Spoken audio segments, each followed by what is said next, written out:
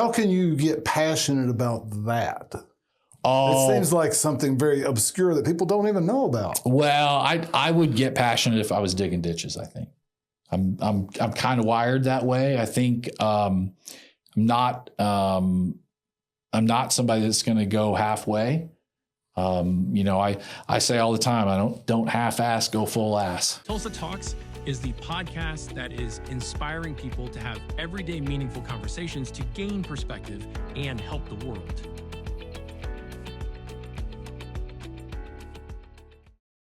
Welcome to Tulsa Talks. We have Eric Bam today as a guest, and he's going to discuss his passion behind his local business. Eric, welcome to the show. Thank you. Thank you for having me. So you do pizza box liners. Pizza box liners, baby. That's what we do. We sell Bumpy Ruffle paper.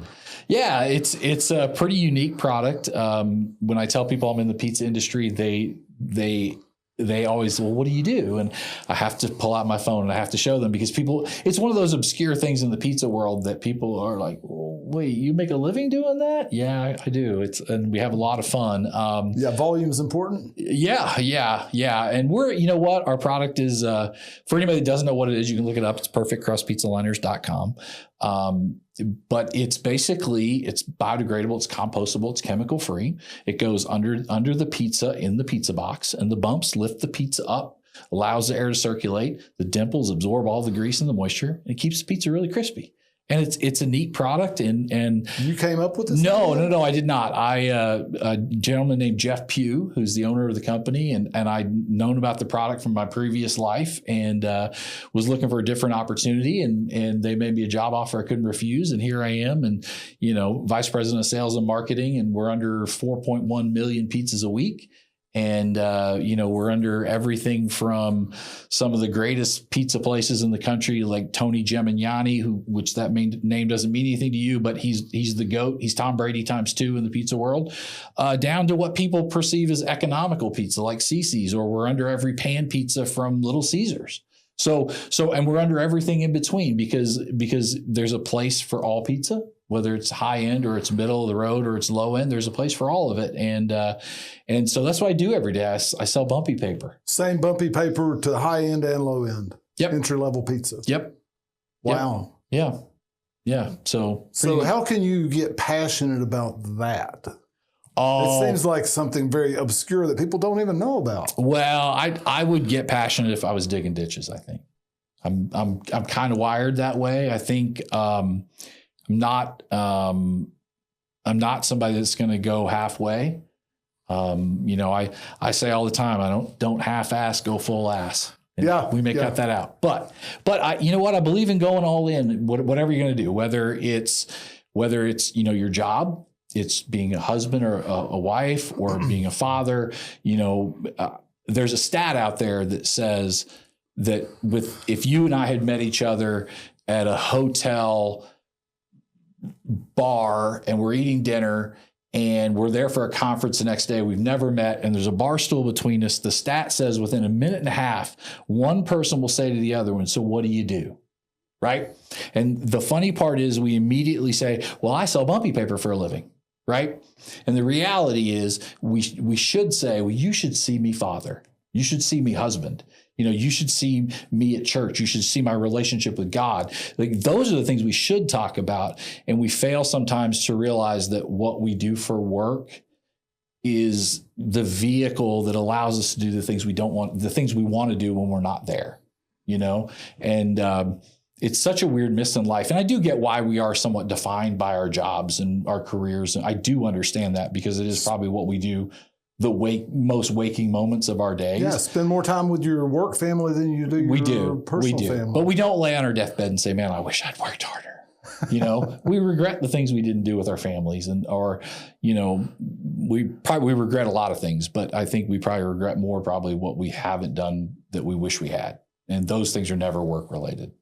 So the passion behind local business is not necessarily the passion for the business, but you are passionate about what you do in life, which helps you sustain a life with those other things. 100%.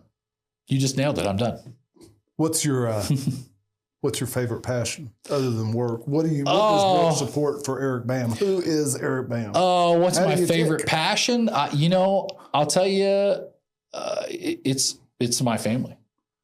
I mean, isn't that what everybody says, right? It's my kids and my wife. And right now, if I had to, and this is like very selfish of me, but I've got a 27-year-old son who's married. He's awesome, great kid.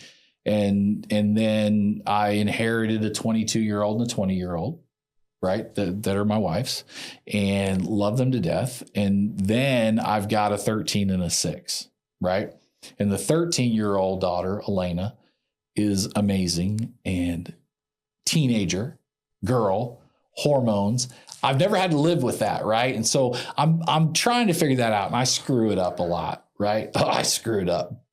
But the 6-year-old is at that perfect age where if I had to rewind all those kids, oh man, I'd make them between about 4 and 7 because I'm the smartest man in the world, and she loves me and she wants to write notes for us constantly, and she has the biggest heart and she wants to be with you all the time. And man, that's probably my really selfish thing right now is her, because those days they're fleeting, and when they're gone, they're gone. You know, it's easy, but how much do you learn? How much do I what? How much do you learn? Which one do you learn more from, the 13 or the 6-year-old? You know, I learn different from all of them. You know, like my son who's 27. You know, you learn that being a parent, sometimes there's a selfish need to feel needed. You know, and I realized with my son at 27. He doesn't need me to feed him. He doesn't need me to make sure he's got a house to live in, but he does need to have conversations, right? It's about work. It's about being a husband. It's about, they're trying to have a kid, they're trying to have a baby. So it's different. The need is different, from a 27-year-old to a 6-year-old. Ruby still needs, we call her Ruby Doo. Ruby Doo, she still needs you to make her dinner. She can't reach the milk on the top shelf in the refrigerator. Her needs are different than what the 13-year-olds are, and the 20 and the 22-year-old. They're all different. I think you learn from all of them. You learn different things every day from every one of them. Say you have somebody out there that is viewing this, and they have a 13-year-old daughter, mm-hmm. or maybe they have a 10-year-old daughter, and they're gonna have a 13-year-old daughter. Run. No, I'm kidding. Kidding. Your passion's about your family. Yeah. What is one thing that you would do better right now if you could? If she was 10? No. Oh. If somebody has a 10-year-old and they're waiting to have a 13-year-old, you're in the middle of it. They've not experienced it. Soak in the 10-year-old. I would say, soak in the 10-year-old, right? But you still have to embrace it when it comes. And I will tell you, girl stuff is happening in her body. Yeah. Yeah. And I was very open about hey, look, I know what's going on. Let's not act weird about this. If you need anything, you come to me. We'll put it in the Walmart cart. I will have it here in an hour. You tell me what it is. And that literally happened last weekend. Dad, I'm out of such a dot. And we get out the phone app, Walmart app, blah, blah, blah, and it's delivered to the house in an hour. I think in some respects with her to be open, and look, it's changes. Everyone goes through stuff like that. It's okay. It's not the end of the world. Like I said, it's back to parenting different. And as they change and they grow and realize that, at the end of the day, you're raising young men and young women. And so I think for me, if I knew someone that had a 10-year-old that was moving towards that, I would soak in that 10-year-old business all day long. And but when those teenage years show up, for me, having raised a 27-year-old and now with her, a boy and a girl, were vastly different for me. But just be patient. And keep your cool, be patient, and just be open about it. Don't be afraid of it, because it's reality. I realize every kid's different, but I think be open about it. So you mentioned God and being something that is important to you, that you're passionate about. How does that relationship affect your life at home and in business? My life at home and I in business and work from home, because I work from home. So it's all the same place all the time, a lot of times. Right. And so, you know what? God is, it's the most important thing, you know, our relationship with God, and whether you want to call it God, the divine, the universe, whatever that might look to like to someone, that's at the end of the day, when you die, that's what you got. Yeah. That's it. Being connected to something that's eternal. Yeah. You're not taking anything else with you. Yeah. You know, and I heard a joke the other day, if you don't mind. No, I love jokes. Go. A man, rich man, very, very rich man, gets to heaven, and somebody there that was poor all of their lives said, well, how much did you leave? He said, all of it. It's true. Very true. I mean, it's life, right? But it is. You can't take it with you. And I think, you know, as parents, I think it's our job to just show and lead the right way, and you know, forgive, and to talk about why, you know, and talk about a relationship with God and what that looks like. And my 6-year-old, she's great about that. You know, my 13-year-old, she just got baptized, you know, a year ago. My 27-year-old son just got baptized again for the first time about a month ago, because he realized he wanted to do it now, because he realized, like, hey, now I think I truly understand why I should do it. And so him and his wife, Janae, both got, you know, baptized. Oh, wow, how cool. Which was super cool. You mind sharing what church you go to? They go to Guts. Yeah. They go to Guts. Yeah, where do you go? We go to Life Church. Okay. So both of them are hip, cool, new style church? Yeah, I guess. Degree? I'm not hip and cool, but, you know. Look at you. I'm not that hip and cool if you're watching. You know, I have my... sorry, Craig Grichelle. I do have my likes and dislikes about Life Church. You know, I like it. I enjoy that, you know, there's 42 services throughout the weekend, and I kind of don't like that you watch it on a screen. I feel like it's kind of drive-through church in a way. Yeah, yeah. But some personal energy is lost. Yeah, 100%. I mean, 100%. Now, I mean, you know, now they'll say, well, you should be involved in life groups and this, and connect. Small groups. Yeah, small group, whatever it is. Yeah, whatever they call it there, but it's still small. Yeah, and I get all that. I get all that, and I'm not discount. I guess I kind of am discounting a little bit, but I still. You know, you get there and the music is amazing, and you get out of it, no matter whether it's him speaking in front of you or he's on a TV screen or you're listening on a podcast, your mind and your soul is going to get out of it what it's going to get out of it. Yeah, yeah. Craig is a dynamic public speaker. He's amazing. I've never seen him speak live, but no, he's tremendous. He's tremendous. So I don't know. I like Life Church. Bill Shear has a good thing going over at Gus too. Yeah, my son loves it over there. He absolutely loves it. Him and his wife are volunteering and all sorts of stuff over there. So over there they call it getting plugged in. Plugged in. I think that's what he said to me a couple weeks ago. We're getting plugged in. I think that's exactly what he said. Yeah, that's what they call it. That's their phrase. Yeah, but he loves it over there. We all come from a different understanding of God. My wife and I understand him differently. Everybody that I've ever encountered understands him differently, or it differently, whatever you want to call it. Right. And to me, that's the beauty of life, where we can share with each other. And maybe we never can share the depth of our perspective, but we can kind of share the highlights of it. Right. Right. And the problem with me, or the problem that I have with thinking the way, or with people that myself, the way that I used to think. I had it all figured out. Right. I had it all figured out a decade or so ago. I had it all figured out. And then I realized I don't. What changed? I'm going to be prideful and say that I gained humility. Okay, but really what changed? So did you go through something that Oh man, we're always going through something, right? Right. Oh, I say that we're all either in the middle of something, coming out of something, or walking into something. We all are all the time, right? Yeah. But sometimes when your perspective changes, I think it's either something big. I think it's either something big, or I think it's age and wisdom. And one of my favorite things, I think the best kick in the butt is the one you can give to yourself, right? And when you have an aha moment that you're like, doing the old self kick in the butt is so much more powerful than you kicking my butt, my wife kicking my butt, anybody. It's when you realize it.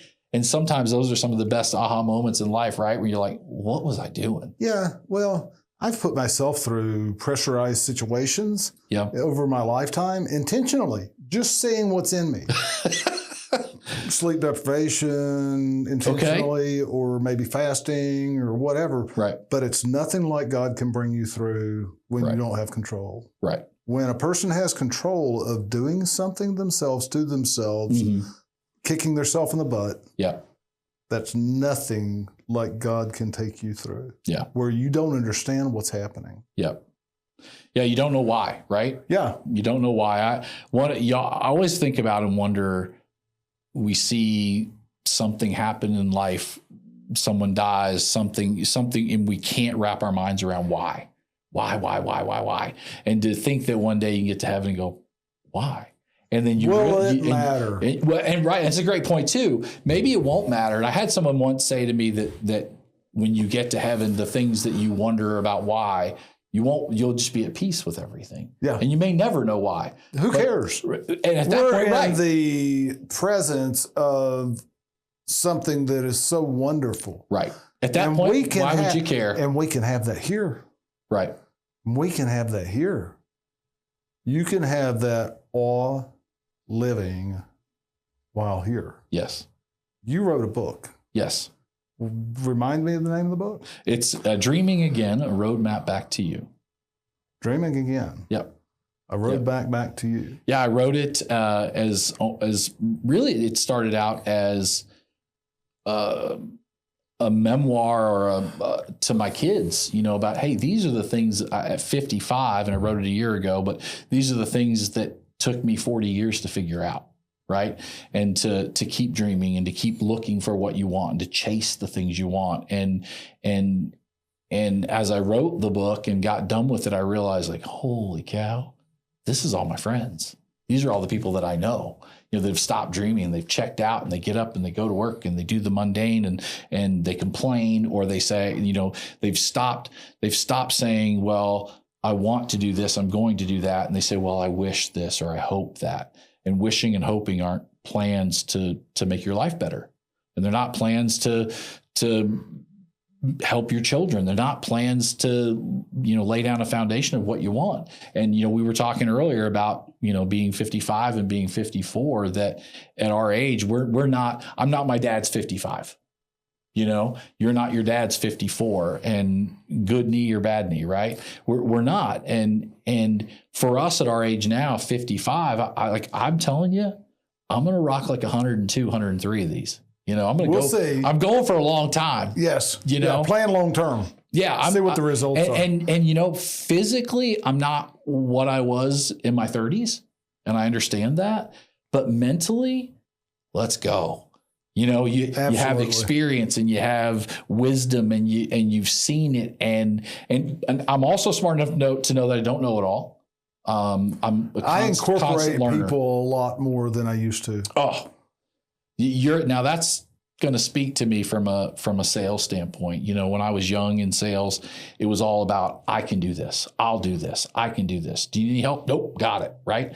And now you get older, and as you get wisdom and you talk about getting help, and you realize that having people help is amazing. Because, exponentially increases. Oh, there's so many things to learn, right? From a sales standpoint, from a business standpoint, to have people help you, it makes the end person realize, like, wow, I'm this important. Look at all these people that are here to help me along the process, right? And I think one of the most amazing things with me having children, 13 and a 6-year-old that are in school, is that the expectation as a parent is to say, you better get straight A's. But the reality is, if I look back on that and go, I was not good at math. Like, I'm still not, right? I'm still not good at math. And I'll never forget 8th grade. I want to say her name was Miss Critchnaw in Collinsville, Oklahoma, who said to me, you will never have a calculator with you all day. I've got my calculator and my pocket watch. And Chat GPT, you were wrong.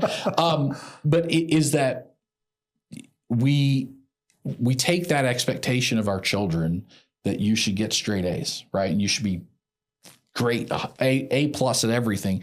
But then as we become adults, we realize we're not great at everything. And why would you not ask for help?